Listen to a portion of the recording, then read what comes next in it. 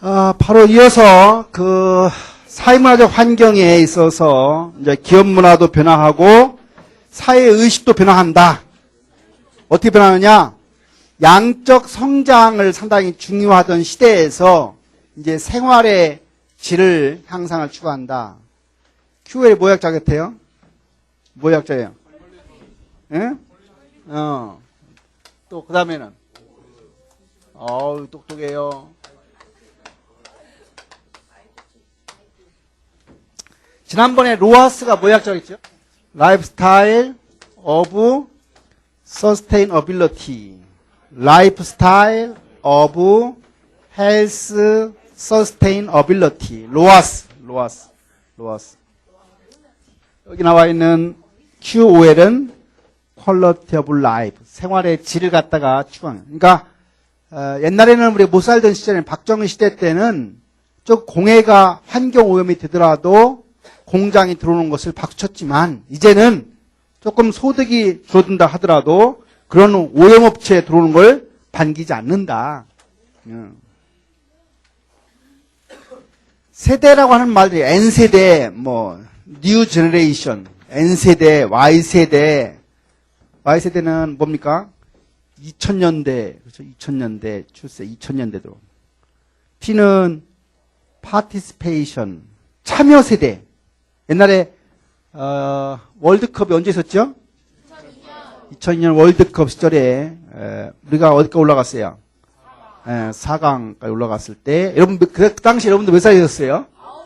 9살. 누가 뭐라고 하지도 않아도 동네에서 그냥 뛰어나와가지고 운동장에 가가지고 박수 쳤죠? 어떻게 쳤어요?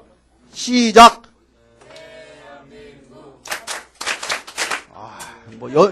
연습하지 않아도 탁 나왔어요. 그렇죠? 대한민국 참 나라 이름 좋은 것 같아요. 대한민국. 그렇죠? 대자 큰 대자 쓰고. 그래서 그런 세대를 우리가 파티시페이션 P세대 참여함으로 해서 뭔가를 갖다가 자기의 뭘 이렇게 표출하려고 하는 그런 세대가 P세대입니다. 그 다음에 사마을 시대에서 부유함, 휴식, 만숙함 이런 걸 추구하는 세대 모든. 그 다음에 기술적인 환경, 기업 활동에 있어서 기술이라고 하는 게 밀접하게 관련돼 있죠. 그렇죠? 어느 회사의 제품이 잘 팔린다라고 하면 기술이 앞선다. 기술이 앞선다. 그래서 기술, 테크놀로지라고 하는 것은 어떤 업무나 활동에 필요한 지식이나 대상에 대한 변화를 가하는 행위인데 이 기술의 영향은 재화나 서비스를 설계할 때 또는 생산 유통이나 판매 면에까지도 기술이 다양하게 영향을 미친다. 기술을 재평가한다.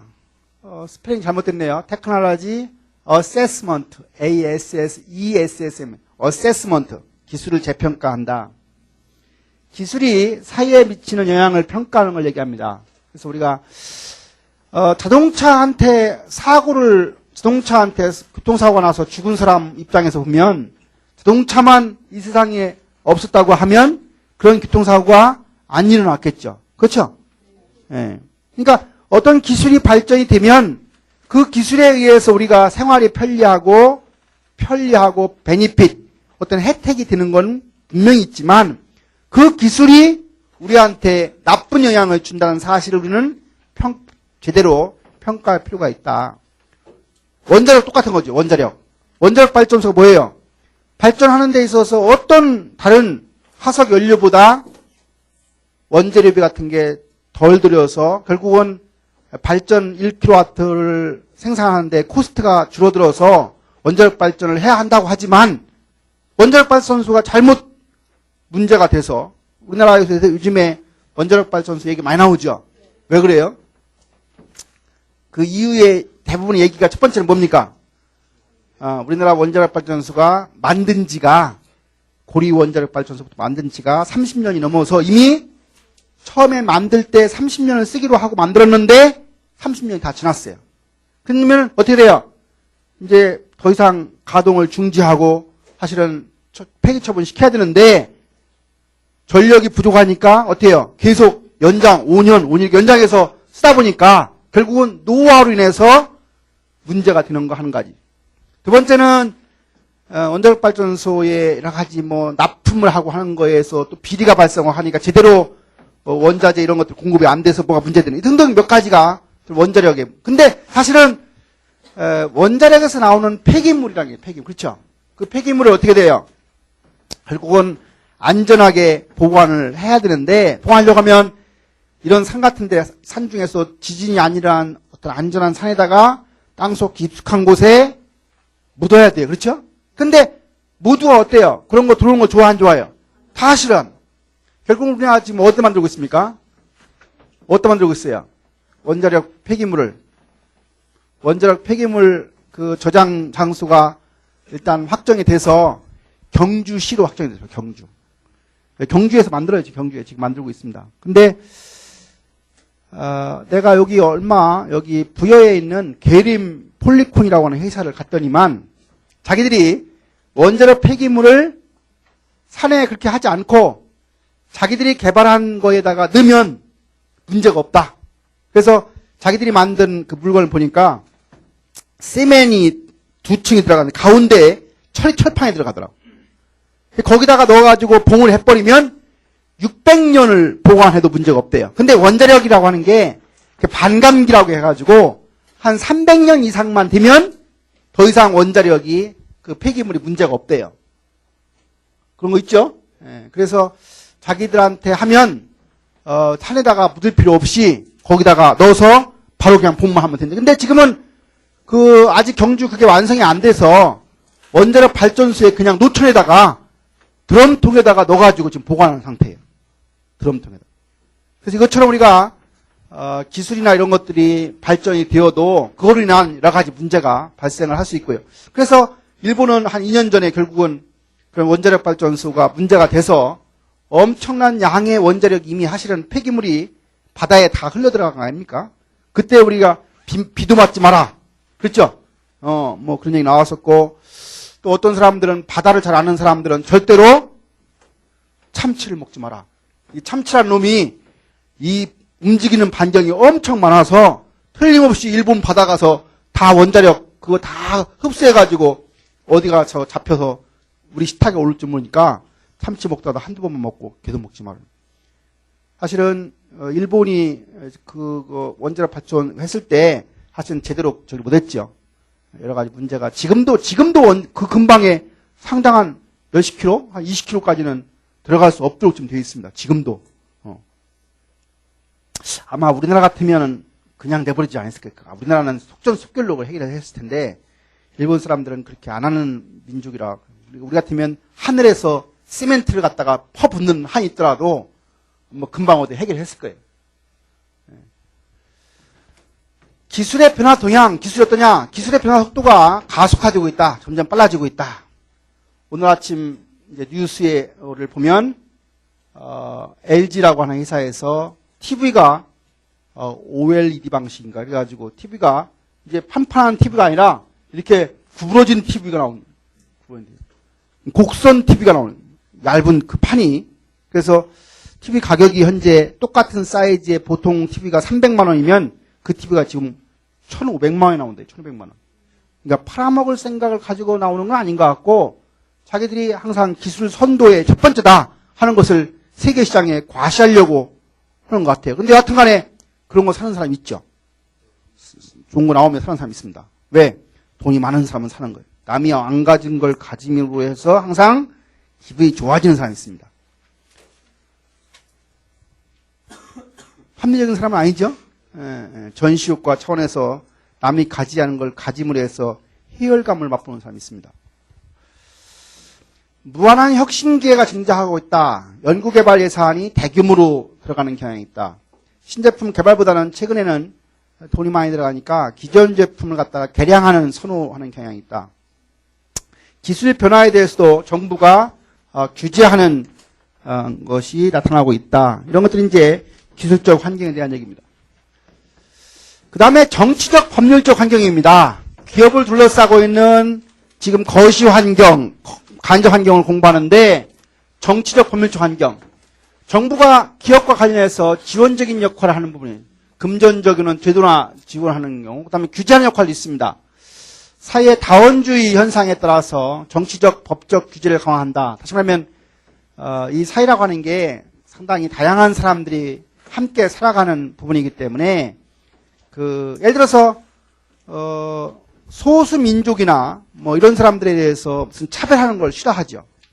예, 우리나라도 사실은 역사상 2000년 역사상 처음 사실은 다른 나라 사람들이 우리나라에서 돈 벌겠다고 들어온 국가 아닙니까? 우리는 항상 어땠어요? 옛날에는 우리가 나가서 돈 벌겠다고 뭐 어디도 나가고 그랬는데 최근에는 상당한 수가 우리나라에 와서 돈을 벌겠다고 하는데 돈을 제대로 안 주는 경향이 있거나 또는 내국인과 차별을 있게 준다거나 또는 열악한 환경에서 일하게 한다. 이런 등등의 여러 가지 문제가 발생을 해서 사실은 그 숫자가 외국인 근로자 수가 상당히 늘어가고 있습니다. 여러분들 개인 입장에서 보면 외국인 근로자가 들어오는 것에 대해서 찬성합니까? 반대합니까?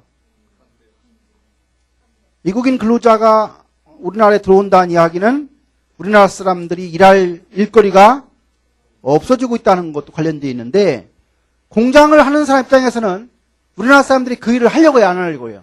안 하려고 해요. 그러니까 외국인 근로자가 와서 그 일, 그 3D 업종에 일을 해주지 않으면 결국은 그 공장이 문을 닫아야 되는 거예요. 그럼 국가적으로 생각해요. 그런 3D 업종의 공장이 우리나라에 없어지도록 그냥 방치하는 게 좋으냐?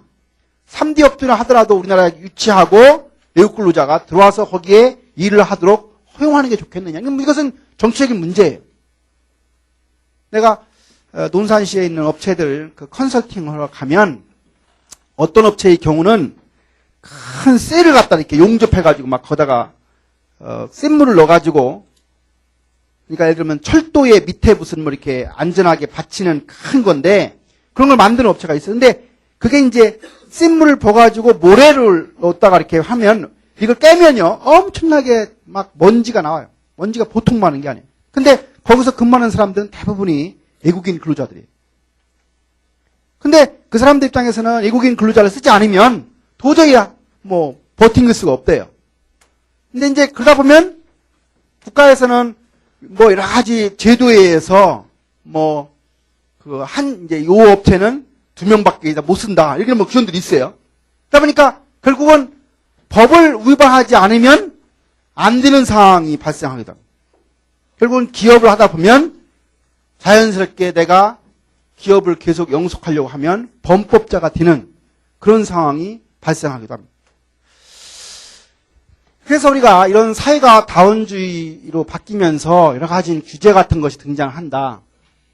집권당이와 우리가 집권당이 누구냐? 우리나라 같은 경우는 지금 보수당이 결국은 새누리당 여당이 보수당 입장에 섞여 있는 것이고 그다음에 진보당은 야당이나 우리나라 같은 경우 어디예요?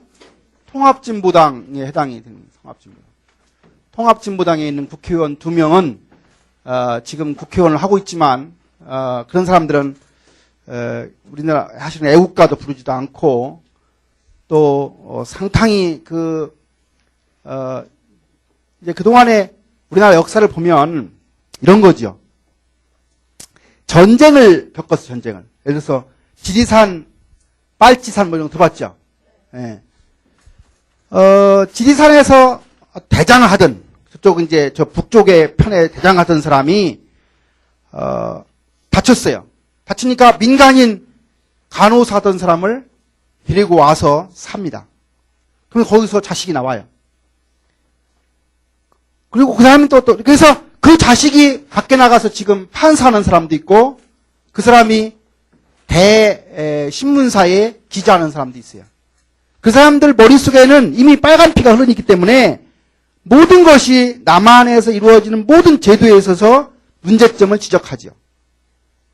그런 사람들이 이제 그 이유가 통합진보당 세력이죠. 우리나라 같으면 다시 말하면 이제 정치 체제에 있어서 상당 부분은 북한 쪽을 찬양하는 쪽이에요.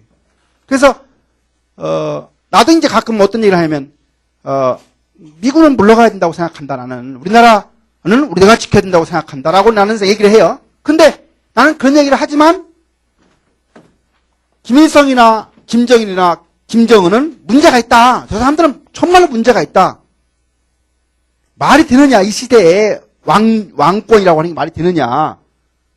빨리 그 사람들은 이제 제거해야 된다. 이런 생각을 내가 말하는 사람은 진보적이지만 뭐예요? 이게 미군이 물러가야 된다. 그러면서 또 김정일, 김일성, 김정을 욕할 수 있는 사람은 빨간 피가 안 흐르는 사람이에요. 근데 미군이 물러가라고 하면서 저쪽에 있는 3명에 대해서 말을 못하는 사람은 다 빨간 피가 흐르는 사람이고 상당한 자금을 받은 사람입니다. 저기 위에 선조들이. 그걸 구분하면 돼요. 여러분들은. 그렇잖아요? 그래서 지금 우리나라는 옛날에 임수경이라고 해요. 임수경. 80년대 학번인가요? 한국 예대에 다니다가 북한에 넘어갔죠. 북한에 몰래 넘어가가지고 거기서 뭐 노래 부르고 별짓 다 하고 다니고 이제 한 달 있다가 판문점을 통해서 기환해요. 그때 이제 문이라고 하는 목사가 가서 뭐 저기 하고 했는데 감옥 살고 하다가 지금은 어디 국회의원이에요? 야당의 국회의원. 야당의 국회의원들이. 그러니까 우리나라는 상당히 민주화가 잘 된 나라이기 때문에 지금은 상당품은 그런 사람도 국회의원을 하고 있는 상황입니다. 국회의원이라고 하는 것은 뭐예요? 모든 정보를 다 볼 수 있어요. 국방에 관련된 정보를 가져가고 하면 국회의원한테 갖다 주게 돼 있어요. 상당 부분을. 그래서 사실은 어떻게 보면 우리의 모든 정보가 북한에서는 다 송두리째 가지고 있어요. 북한에. 우리나라는 별로 이렇게 철학이나 전략이 있는 나라가 아닙니다.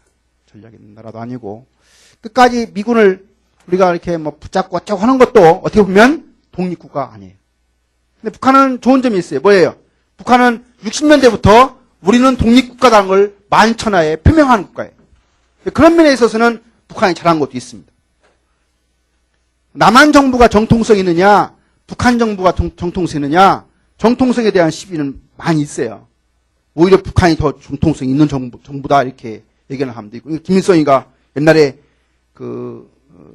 일제시대 때 훨씬 더 독립운동의 어떤 정통의 맥을 갖는 사람이 이렇게 주장하는 사람도 있습니다. 그런 이야기를 도올 김용옥이라고 하는 그 사람 알죠? 여러분 알 텐데 그런 사람도 학교 와서 뭐 특강하는 거 보면 그런 이야기들을 합니다. 이제 그것은 뭐 지금 따질 거 없는 것이고 여하튼 간에 우리가 살고 있는 대한민국은 자본주의 국가이면서 시장 경제를 추구하는 그런 나라죠. 그리고 이미 사회주의나 공산주의는 역사적으로 이미 자본주의만 못하다는 것이 평가가 대산됐어요. 이미 된 겁니다. 왜? 그래서 러시아가 다 붕괴되고 동유럽이 다 하시는 붕괴가 된 거와 관련돼요.